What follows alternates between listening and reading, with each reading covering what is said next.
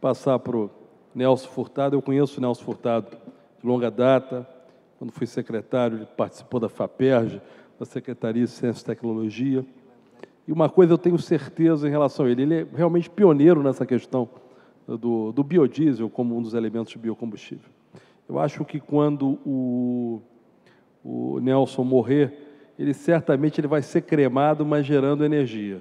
Vai virar de alguma matéria-prima para biocombustível, até porque você produz biocombustível através dessa fonte de carbono que é energia viva do ser humano ou dos animais. Então, não tenho a mínima dúvida que ele, de maneira exemplar, vai caminhar nisso, até porque realmente ele tem na questão do biocombustível mais do que uma tese, mais do que a vontade, um sacerdócio, e fico muito feliz, até porque ele está me mostrando ali atrás, ô Nelson, eu não conhecia o nível de projeto que hoje virou realidade em Porto Real, que você vai estar apresentando aí. Parabéns aí pelo trabalho, porque você está transformando a teoria, a vontade, a perseverança num projeto que está virando realidade. Obrigado. Obrigado a todos, obrigado a você, Wagner, que é um pioneiro também. Nós começamos praticamente juntos, em governos atrás. O Wagner era secretário de Energia e Petróleo, portanto, um está falando bem do outro, é meio assim dizer. Eu não quero comprometer para ser enfático demais, mas ele tem uma capacidade, uma energia fantástica. Aliás, ele era o secretário de Energia de governos atrás, né? O nome bem diz quem ele é. E nessa época, em 1999, gostaria de agradecer ao Conselho Regional de Administração, a todos aqui por estarem aqui, nos ouvindo, e espero que também tenha sido de bom alvitre, né, estarem aqui mesmo, né, e nos ouvindo o Lissandro, o Pierre da Petrobras, aqui o Victor. Bom, eu queria dizer que em 99, para fazer uma rápida introdução, nós tivemos uma pessoa que eu reputo assim, que da maior importância, que chama-se Luiz Pinguelli Rosa. Luiz Pinguelli, que foi presidente da Eletrobras e foi eterno diretor da COP. O Luiz Pinguelli, em 99, entra na Avenida Erasmo Braga, 118, sexto andar, com uma proposta na cabeça, fazer um programa de biodiesel para o estado do Rio de Janeiro, porque em 1980 ele já tinha uma tese de uma amiga dele, enfim, que apresentou na Alemanha, e foi um trabalho muito fantástico, e ele gostou muito, e depois, então, ficou parado mais de quase 20 anos, portanto, 80, 1999, ficou parado. Mas quero aqui, data vênia, também falar sobre a pessoa que criou o biodiesel no Brasil, não é? Que é o Expedito Parente, uma pessoa que veio a falecer há 2 anos atrás, um engenheiro químico que estudou no Rio de Janeiro, que era catedrático da Universidade Federal do Ceará, é uma pessoa que eu do maior apreço, passamos juntos muitas horas, ele me ensinando um pouco de biodiesel e as coisas que aconteceram em 1975, quando o Brasil começou o Programa Nacional do Álcool. Justamente com o Programa Nacional do Álcool, estava o Programa Nacional do Óleo, Proóleo. Isso foi... O Ministério da Indústria e Comércio tem vários dados sobre as pesquisas que foram feitas naquela época, mas em 1975, evidentemente, nós tínhamos uma tradição enorme na nossa cana-de-açúcar. Evidentemente, os usineiros ganharam a fatia política toda dos dinheiros que estavam dispostos, disponíveis ali para se alavancar um programa nacional, um projeto nacional. Então, colocou-se o álcool combustível no mercado da matriz energética brasileira. O álcool combustível ganhou e aquele projeto do óleo parou totalmente. Em 1975, chegou-se a fazer bioquerosene. Na época, o ministro das Minas e Energia era o César Caus, o governador do Ceará, de onde o Expedito Parente era professor da Universidade Federal do Ceará. Ceará, terra boa lá do Ceará, quem é do Ceará, meus parabéns, porque é um cantador. Então, eu diria que é o seguinte, o Expedito Parente, então, meus respeitos a uma pessoa que eu admiro muito e que tive o maior prazer de ter contato com ele muitas vezes e me ensinou algumas coisas, alguns detalhes, alguns segredos. Bem, então passou-se de 75 até 1990, quase 2000. Então, eu estou falando aí em 25 anos de distância.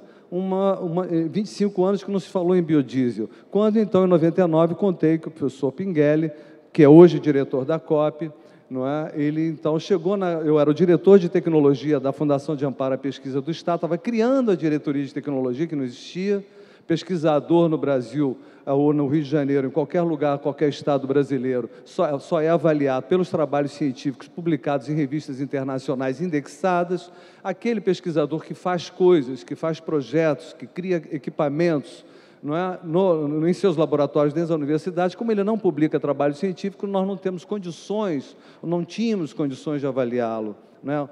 Imagina, o Brasil tem milhares de pesquisadores e para você dar bolsa de pesquisas e projetos de pesquisas para essas pessoas, só com evidentemente, com o seu currículo na mão e com a quantidade de trabalhos que ele vem publicando ano a ano. Portanto, não havia como fazer, achar um modo razoável de poder prestigiar aquele pesquisador que fazia pesquisa tecnológica, que queria fazer um cromatógrafo, um espectrômetro, um raio-x, criar um equipamento brasileiro aqui no laboratório. Ele não era prestigiado, portanto, não tinha alunos, não viajava e ficava aqui, como pejorativamente a gente chama aqui no Brasil, desses professores, tem muitos aqui na universidade, chama professor pardal. Coisas que na Europa, lá fora, eles são prestigiadíssimos, essas pessoas. São prestigiadíssimos, são as pessoas que botam a mão na massa, aqueles que vão lá e vão fazer o equipamento, que vão socorrer o pesquisador. Eles não são intocáveis, eles são intocáveis. Então, portanto, nós criamos a diretoria de tecnologia naquele ano de 1999, então, nesse ano, nós fizemos com que a legislação contemplasse mais um diretor de tecnologia na Fundação de Amparo à Pesquisa do Estado, para que esse diretor de tecnologia pudesse prestigiar esses professores, e isso veio da seguinte maneira: o avaliador, que são avaliadores, antes você entrega o projeto normalmente, como se faz nas fundações de amparo à pesquisa de todos os estados, cada estado tem uma FAP, a Fundação de Amparo à Pesquisa, né? Todos os estados do Brasil têm. Então, você entra lá, você é um doutor, pesquisador, entra no protocolo, entrega seu projeto e ele vai ser avaliado por uma comissão interdisciplinar. Portanto, aqui nós não fazíamos isso, nós íamos na universidade, no laboratório, porque o presidente da fundação me perguntou: mas Nelson, como é que nós vamos fazer isso? Ué, o avaliador está sendo pago, não é? Então ele tem que ir lá na universidade e ver se ele realmente está fazendo alguma coisa que possa ser patenteada, que possa virar um bem econômico, e aí ele tem que ser prestigiado com recurso. E assim foi, e assim hoje nós temos vários programas de incentivo à inovação tecnológica no estado do Rio de Janeiro, como em outras partes do Brasil também. Já acontecia isso em São Paulo, e nós não criamos nenhuma novidade, que no mundo todo é assim, as pessoas que desenvolvem tecnologia são prestigiadas. Aliás, na Coreia, em Taiwan, todos esses países asiáticos, primeiro você faz a tecnologia, depois do erro você vai para a questão da pesquisa científica. Por isso, eles têm tantos trabalhos, muito mais patentes do que nós, porque a gente faz o contrário, a gente começa a pesquisa básica, fundamental. Nós somos muito bons, aliás, nisso, somos assim, os primeiros, somos pesquisadores que temos muitos trabalhos e estamos aí no ranking dos que mais publicam no ranking mundial, né, os pesquisadores brasileiros em todas as áreas, os trabalhos científicos, portanto, em revistas indexadas, mas nós carecemos de desenvolvimento tecnológico. Nós não temos desenvolvimento tecnológico adequado em muitas áreas, Bom, a história é outra. Eu até tive recentemente numa palestra na PUC falando com o ex-ministro da Ciência e Tecnologia, que é o Sérgio Rezende, e ele confirma isso. Ele falou exatamente a mesma coisa, eu sabia que era a opinião dele, e então conversamos sobre isso. E ele disse: olha, tem histórias incríveis como é que o desenvolvimento brasileiro parou, como é que as pesquisas foram cortadas. Em algum momento, por exemplo, os chips, que há 40 anos nós já sabemos a teoria de fabricar os circuitos integrados, fazem-se teses hoje no Brasil de doutorado de chips, e nós não temos uma fábrica de chips no Brasil. Portanto, se eu desligar o telefone de cada um aqui, se eu tirar toda a parte eletrônica daqui, se eu desligar os satélites daqui de cima, se eu tirar o chip da sua televisão, de todos os lugares onde você anda, você não fala com ninguém, você não anda daqui para ali. Isso aí evidentemente que é um horror, né? Então, portanto, nós estamos dependendo de uma situação que é emergente, o tempo todo falamos isso, que é o desenvolvimento tecnológico. Nós precisamos trabalhar em cima do desenvolvimento tecnológico. É isso que eu faço o tempo todo, o dia inteiro e há muitos anos. Em 99 eu disse, nós precisamos fazer uma fábrica de biodiesel. Precisamos ter coordenadores da universidade, precisamos ter, evidentemente, trabalhos que façam com que também consubstanciem o que nós vamos pedir aos órgãos de fomento. Então, em 1999, começamos um laboratório de protótipo na COP, na UFRJ, de produção de biodiesel. Em 99, aqui, Data Vênia, todos os meus amigos da Petrobras, a Petrobras não queria saber de biodiesel, ela nem se incomodava com biodiesel. Eu entrava lá, eu era um visionário, era uma pessoa que estava assim, etéreo, mesmo porque nós sabíamos disso, que ela não teria que se incomodar com isso, porque o biodiesel só era economicamente viável a $70 o barril de petróleo, e estava a $10 o barril de petróleo em 1999. Então, evidentemente, que nenhuma empresa em sã consciência, mas mantinha lá seu laboratóriozinho lá no SEMPES, fazendo biodiesel, lógico, como empresa que são, eles não vão descartar um possível fenômeno que pode acontecer com o tempo, como de fato veio acontecer, como hoje ela vem, então, investindo firmemente nisso. Fez com cautela, mas a pesquisa, a academia, parece que ela caminha um pouco na frente, é mais afoita, é mais ansiosa, então ela vai um pouquinho mais na frente, como todos sabem, né? Tudo que você está vendo hoje são coisas que vieram, enfim, eu estava falando da parte eletrônica, essa coisa toda da fabricação de circuitos, tudo isso veio da física do estado sólido lá de 1940, né? Eram trabalhos importantes, que saíam em revistas importantes, mas por que o elétron pulava daqui para lá? Ninguém queria saber na época, mas hoje a gente usa com a maior tranquilidade infravermelho desse para mudar um canal. Tem 50 anos, 60 anos de estudo nesse aperto de botão para mudar aquela televisão e para mudar esse canal. Portanto, cada detalhe que nós vivemos na nossa vida, olha e diz assim, poxa, quantas pessoas sofreram para fazer isso aqui. Então, sempre prestigiem os professores que dizem, porque ele está pesquisando, não sei o quê. Não pensem assim, que o sujeito está na universidade, ele está pesquisando uma coisa lá que você não quer nem, que não tem nenhum interesse para você. Sim, é assim que você hoje desfruta do seu automóvel, é assim que você hoje desfruta do seu telefone, é assim que você hoje desfruta das coisas todas. Mas isso aí é só uma introdução, você vê que o negócio... Mas vamos começar a apresentação, que eu queria mostrar para vocês. Bom, eu queria mostrar uma coisa, a questão ambiental. Eu estava dando uma entrevista agora mesmo para o Conselho Regional de Administração. Eu disse assim, o administrador, eu não vejo nas minhas andanças nenhum administrador fazendo ponte com quem trabalha com o meio ambiente. Eu não vejo essa coisa. Eu gostaria que a administração, os gestores, se atentassem mais, porque a academia, ela não vê muito essa questão econômica, financeira, eles não têm, nós não temos esse tempo, por causa do excesso de visão no outro sentido. Então, acho que o administrador, ele podia se impregnar mais das questões da academia nessa questão ambiental e ver essas questões de ordem, de gestão, porque e às vezes por isso muitos projetos de tecnologia não vão para frente. Quem sabe uma organização da gestão, né, pudesse ampliar mais o campo de pesquisa, participar um pouco mais disso, não é? Participar um pouco mais. Por exemplo, hoje, recentemente, o Ministério da Ciência e Tecnologia, a cada 10 anos, ele faz o projeto do Brasil daqui a 10 anos. Então, reuniram-se todos no Brasil inteiro, de todas as áreas, e eu não vi administrador. Todas as áreas se reuniram para ver o que vai se fazer daqui a 10 anos no Brasil, não é?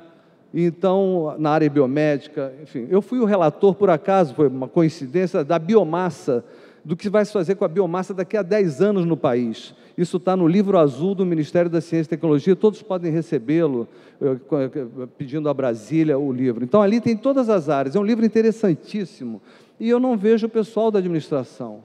eu gostaria muito mais que a gente tivesse um apoio mais lógico, mais financeiro, mais de custos das coisas, e não as coisas que às vezes nos parecem. Nós vivemos muito assim dentro de uma poesia acadêmica, desenvolvemos coisas, mas a questão dos recursos, da gestão, a gente não tem muito essa...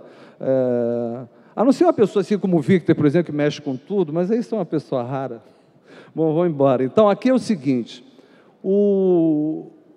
ali, o que acontecerá com a nossa atmosfera em termos de aumento de temperatura se nós tivermos uma atmosfera cheia de CO2, né? Uma concentração de CO2 acima de uma determinada... uma variação de concentração ao longo do tempo, né? E também por nível de temperatura. Ali nós aumentaríamos, em 2050, aproximadamente 5 graus se continuarmos nesse ritmo de poluição.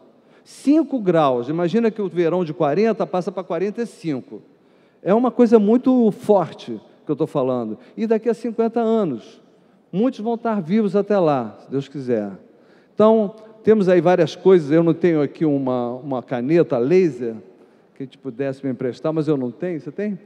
Que ali é muito interessante, o Polo Norte, que você vê ali. Dá para ver? Ali, eu tenho que botar aqui.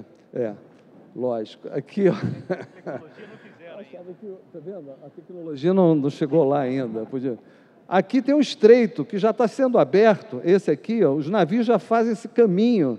Isso aqui era totalmente fechado. Olha o tamanho do mar, como adentrou o Polo Norte, como está derretendo. Não é? Essa aqui é a Groenlândia, né? Ela tinha esse braço aqui que é do tamanho do Chile. Olha como é que ela está aqui. Já sumiu completamente. Então vejam a gravidade do negócio. E aí, se é a Groenlândia quebrando, esse gelo tem 100 quilômetros de profundidade. 100 metros de profundidade. 100 quilômetros tem a crosta terrestre, até chegar no magma. Então, 100 metros de profundidade. Então, vamos lá. E aí temos as coisas que o professor Pierre mostrou, a mesma fotografia, Pierre. Onde você pegou essa foto? A mesma foto. Bom, ele fala sobre biocombustíveis, eu também, a gente defende a mesma sobremesa.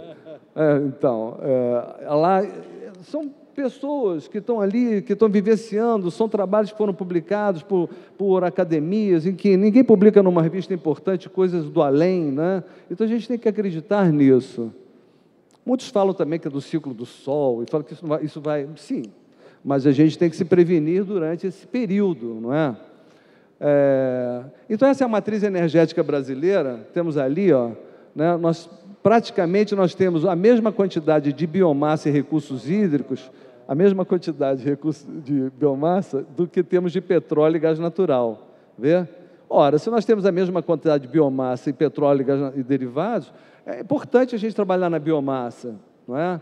E a próxima seria, além da matriz energética, nós também temos muito óleo, não é?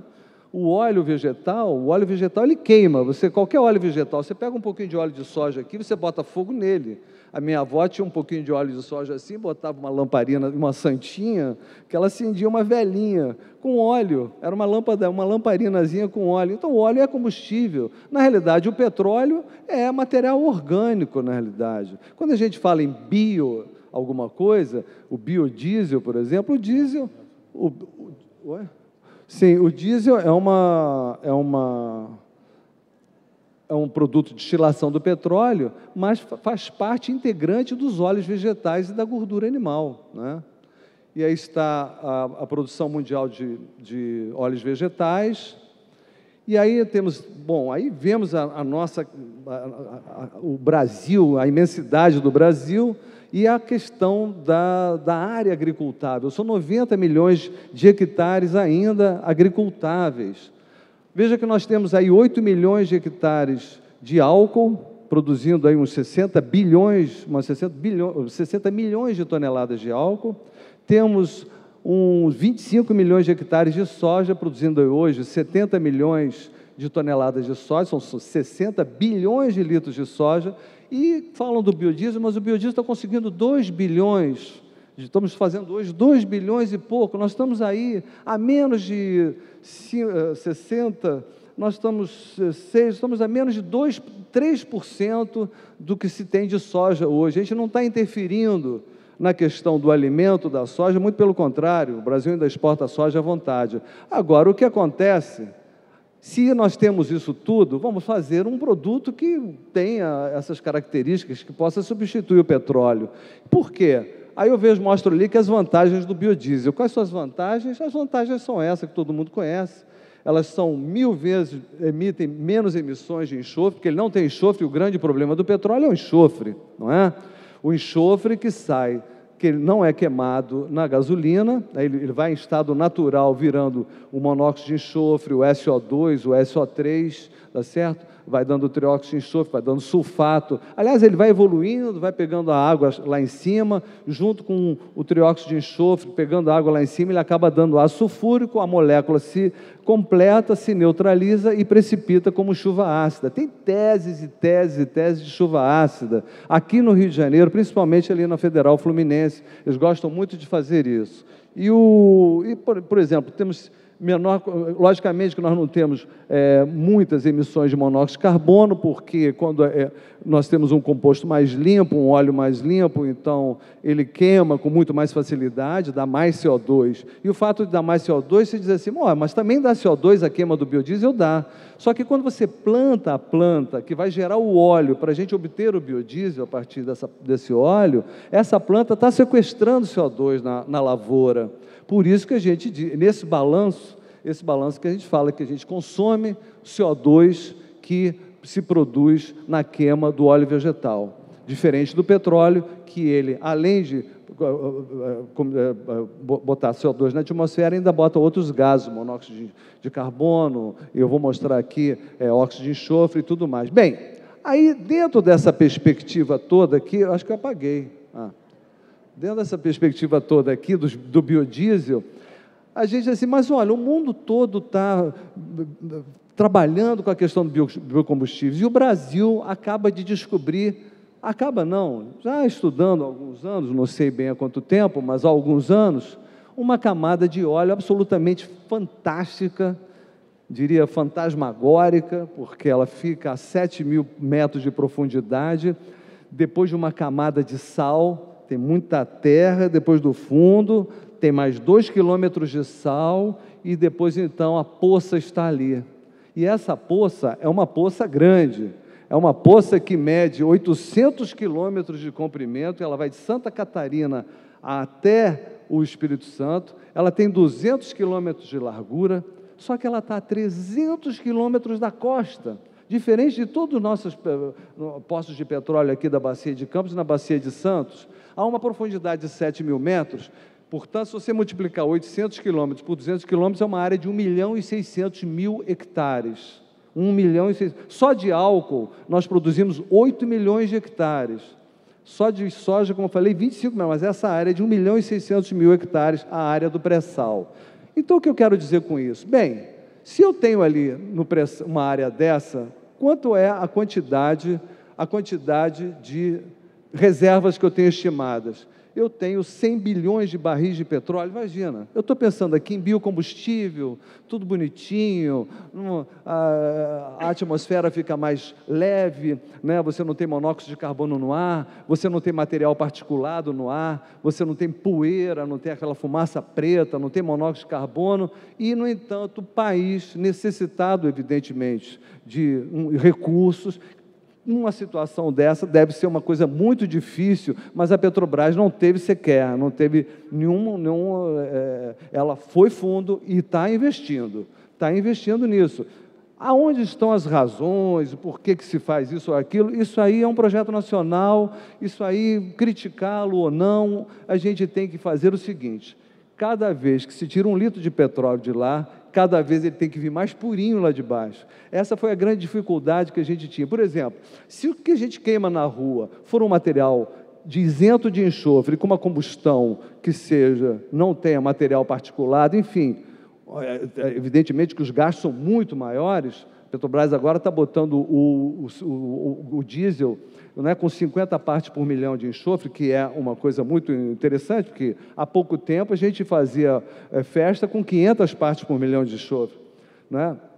Então, veja, 500 partes por milhão de enxofre é o seguinte, são 500 litros de enxofre e 1 milhão de litros de enxofre. E faz um estrago danado. Agora a gente está botando 50 litros de enxofre em 1 milhão de litros de petróleo. Ou seja, você tem 50 litros de enxofre em 1 milhão de litros de diesel, digamos assim. Tá? Essa é o 50S, o S50 que a gente chama. Estamos querendo chegar aí ao S10. Bom, nesse caminho de purificação de petróleo, tudo bem.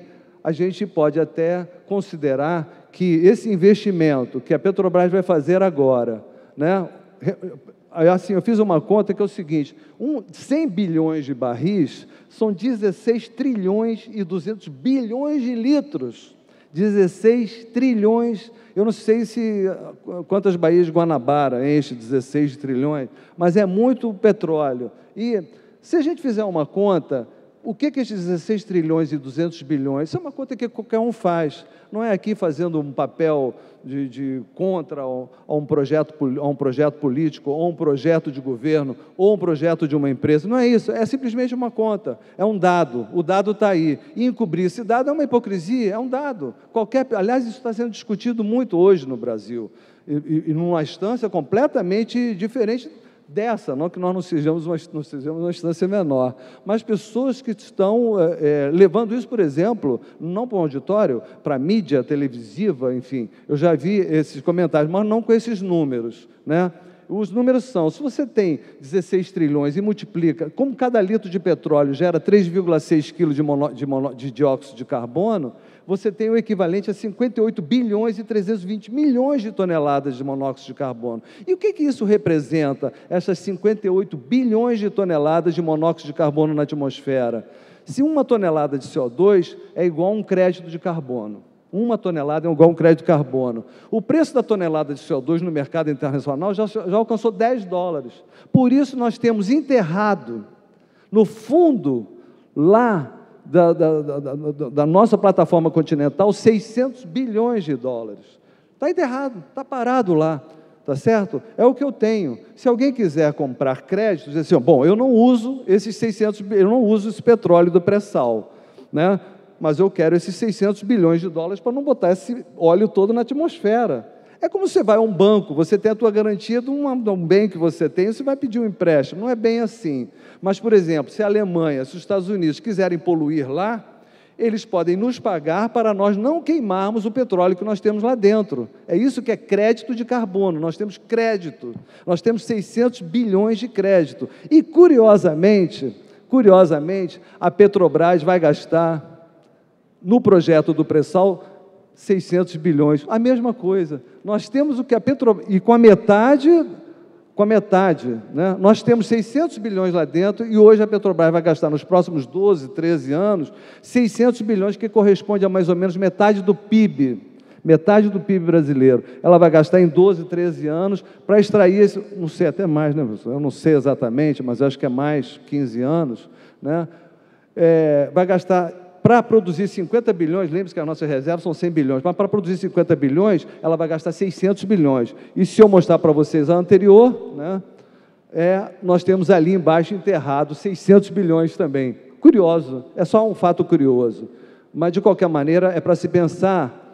Bem, aí eu li no Departamento de Energia dos Estados Unidos, na semana passada, o seguinte, que o DOE, ele publicou em outubro de 2012 a lista das empresas que mais avançaram em biocombustíveis no mundo. A primeiro lugar foi uma empresa chamada Solazyme, de algas, de microalgas.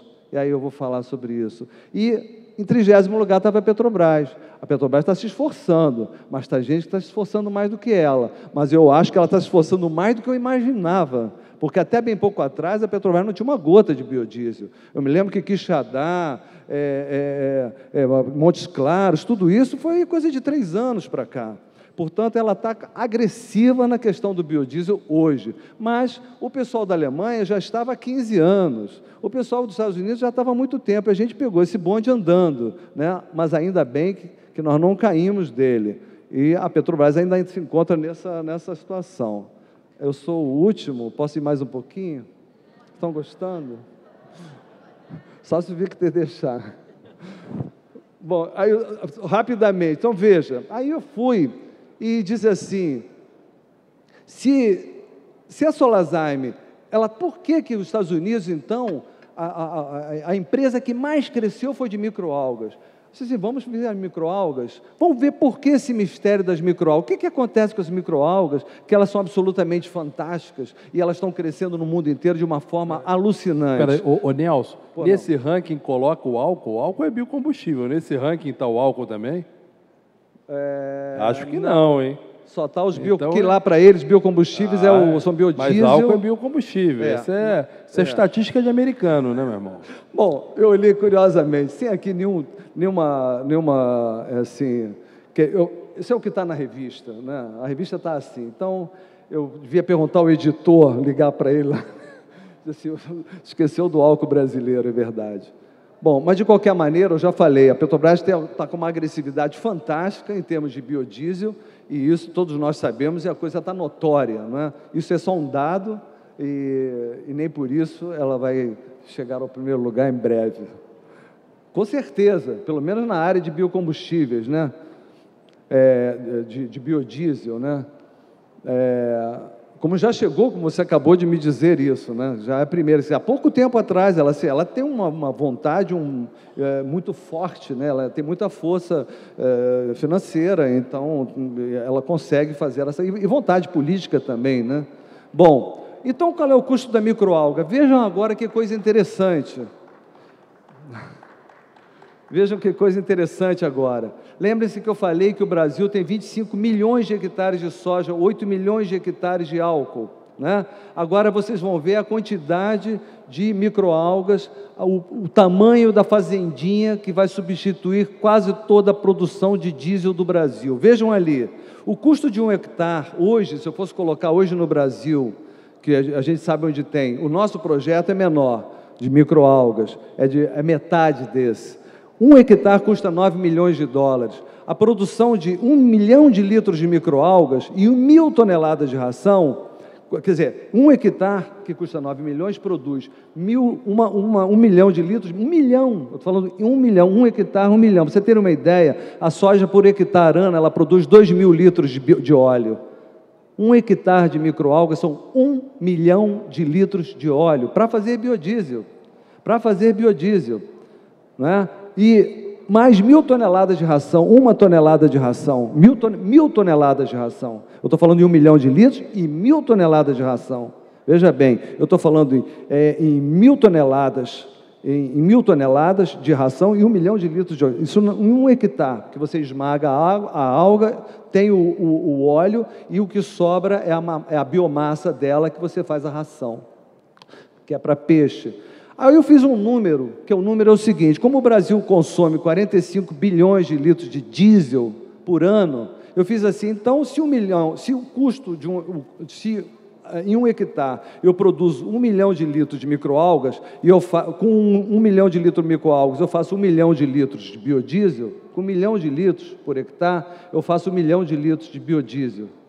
Tem bem entendido isso? Em 45 mil hectares eu tenho 45 bilhões de litros de microalgas, que é o equivalente a 45 bilhões de litros de biodiesel, que equivale a toda a produção brasileira de diesel. Toda a produção brasileira de diesel eu boto dentro de uma fazenda de 45 mil hectares. Uma fazenda. Eu não estou falando em 1 milhão de hectares, não. Eu estou falando em 45. Agora, é inacreditável? É. O Nelson está sonhando? Pode ser. Mas o dado que eu fiz e as teses que nós fizemos, já fizemos 3 teses, 3 de mestrado e 2 de doutorado em algas, aqui na Federal do Rio de Janeiro, e os dados são esses, e nós não somos esses que estamos fazendo, a Áustria está fazendo, a Hungria está fazendo, tem um monte de gente na Europa fazendo isso que está aí, que nós estamos também um pouquinho atrasados, estamos uns 5 anos atrasados, mas eles já estão vendendo no mercado, o hectare custa 9 milhões, para nós a gente faria metade, eu vou dizer o que é uma fazenda de microalgas, é isso, essa coisa linda que está aí. Umas 45 mil hectares, você vê o horizonte. Você controla, tudo controlado eletronicamente, os bioreatores. Então, estão aqui, eles são tubos assim. Por isso que custam 9 milhões de dólares o hectare, não é? Agora, por que tanto óleo? Porque elas se triplicam a cada 24 horas. A cada 24 horas, elas triplicam a biomassa. E quando você... Então, é uma reação exponencial, se triplica 24 horas, em 48 horas, é 3 ao quadrado de novo, não é? Então, você vai multiplicando isso várias vezes, e é uma inflação de algo absolutamente fantástico. Ô Nelson, vamos dar uma fechada aí, porque é o horário, senão... Tá, então vou dar...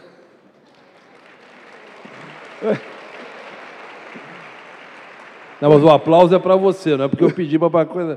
Eu realmente estou adorando, achei sensacional. Eu, inclusive, vou sair curioso com esse negócio de algas aqui. Eu estou fazendo seminário para ele, vocês nem esse sabem. Esse negócio de alga eu já gostei. Para mim, a alga que está pensando era só daquele que te faz o sushi e sashimi. O seminário aqui é para o Victor e para ele ali, para o Pierre. Só para os dois. E vocês estão tendo... Bom, eu estou tendo o prazer de falar para todos também, porque é uma questão também de gestão. Esses dinheiros todos, tem que ter pessoas para gerir essas coisas. Eu não vejo muito a academia ligada com vocês têm que ser mais agressivos com a academia. Então, nós temos muitos problemas para resolver, além de tratar de dinheiros, né? Então, essas fontes de recursos que é o problema. Bom, e por que as microalgas? Porque, ainda mais, quando lembra que eu falei que eu tenho 1.000 toneladas de ração, essas rações têm vitamina A, vitamina E, são excelentes para a agricultura, e tem mais também... é um grande produtor de antioxidantes, porque elas têm uma necessidade enorme de se proteger do ultravioleta, não é? As algas que colocam a maior parte do oxigênio na crosta terrestre são as algas, não é a Amazônia, não são as florestas, são as algas, não é? Então, essa coisa está sendo descoberta. Esse é o nosso projeto do Fundão. Está vendo ali? Professor Pierre, dê uma olhadinha para lá. Primeiro dia, olha lá, está vendo para lá, primeiro dia, no segundo dia, no terceiro dia elas estão mais escuras, no terceiro dia e meio, às 14 horas elas estavam negras, você vê, é a mesma fotografia em 2 dias e meio, absoluto. Se eu pegar aquela do terceiro dia ali e esmagar, eu tenho óleo para fazer biodiesel, e muito, ali, só naquelas plaquinhas ali, é que eu se eu tivesse uns 10 hectares de óleo vegetal, eu esperaria 1 ano, eu esperaria 2 dias. Essa é a grande diferença, é a diferença de milhões de vezes a mais. E eu espero que a Petrobras entre nesse mercado de microalgas, nós estamos lá, como sempre estivemos, ajudando a empresa. Bom, vamos continuar lá? E então, essa é a primeira fábrica de biodiesel que fizemos no Brasil em 2004, criamos essa para o Aloysio Faria, que era ex-dono do Banco Real, que tem uma fazenda de dendê lá em Belém, e nós produzimos a reação a partir do dendê, da borra do dendê, que ele jogava fora, que ele contaminava os rios. Então, a partir daquela borra de dendê, nós fizemos o biodiesel. É a primeira fábrica brasileira, projeto da UFRJ, e está funcionando até hoje a plena carga, não é? E assim vai, a presidente foi lá, chamaram de Palme Diesel, a Dilma, está lá inaugurando a fábrica, estivemos todos lá, e é um projeto nosso aqui. Então, 2004 que foi, né? Mas nós já estávamos desde 1999 formando gente, tendo um laboratório, criando estrutura, trabalhando, ouvindo muita gente chamar que a gente era visionário, mas o Lula chega com aquele alvoroço todo, muito peculiar, botou o ramo de uma oleaginosa para cima, e era a salvação da lavoura, e bateu o martelo em cima da Petrobras, foi ou não foi? Foi ele que bateu o martelo, tem que fazer biodiesel, a mesma coisa que na época dos militares, a Petrobras também teve que engolir o álcool, não foi? A Petrobras também não queria usineiro ali na Avenida Chile, queria? Não queria, de jeito nenhum, mas eles foram obrigados a botar álcool na gasolina. Mas, enfim, as coisas, depois de muitos carburadores queimados e tal, o álcool veio a perder a acidez, e isso melhora muito a questão da academia, quer dizer, é um esforço a mais, né, um desafio a mais que nós temos. Bem, a Dilma foi lá, saiu, né? Bom, e fazer biodiesel? O fazer biodiesel é uma coisa relativamente simples. O biodiesel, ele é um óleo vegetal misturado com 10% de álcool, você aquece um pouquinho, faz aqui em cima da mesa mesmo, pega um pouco de óleo de soja, bota 10% de álcool, mistura, aquece e espera. O que está em cima é biodiesel, o que está embaixo é álcool com triglicerídeos. O álcool, a função dele é retirar do seio do óleo vegetal a glicerina.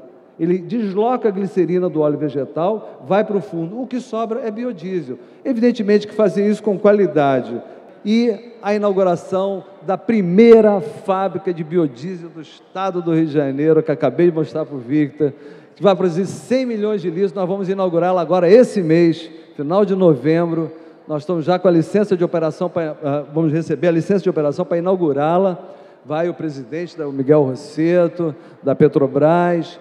Espero que o ministro da Ciência e Tecnologia vá, espero que a Graça Foster nos prestigie, imagina, né? E está aí, essa é a fábrica que vai ser inaugurada, uma fábrica de 100 milhões de litros, portanto vai abastecer todo o Rio de Janeiro, porque o Rio de Janeiro consome 2 bilhões de litros de diesel. Como a lei é 5% de biodiesel no diesel, então nós fizemos uma fábrica, um marco para 100 milhões de litros, que vai produzir por ano. Esse é um projeto meu, do professor Donato Aranda, da Escola de Química da UFRJ, já trabalhamos juntos há 12 anos, desde quando ninguém queria receber a gente para falar de biodiesel, até agora, e hoje alguém apostou, um grande empresário apostou, e nós fizemos o projeto para ele, e estamos agora para inaugurar, e vai ser um grande prazer o biodiesel deixar de ser, nós parar de sermos caudatários estrategicamente para o Brasil, para o Rio de Janeiro é muito interessante, porque está a 100 quilômetros da refinaria de Duque de Caxias. E muito obrigado. As conclusões são essas. Eu sabia, até porque eu conheço, que ele terminaria a apresentação sendo ovacionado antecipadamente. Esse é o professor Nelson, vai virar biodiesel no futuro. Gente, muito obrigado. Acho que foi muito importante e saímos daqui com a criação de mais uma estatal, a Algabraz. Muito obrigado. Muito bem, obrigado. Senhores, agradecemos a participação de todos e pedimos ao senhor Wagner Victor para realizar a entrega aos painelistas do certificado de participação e uma recordação do evento.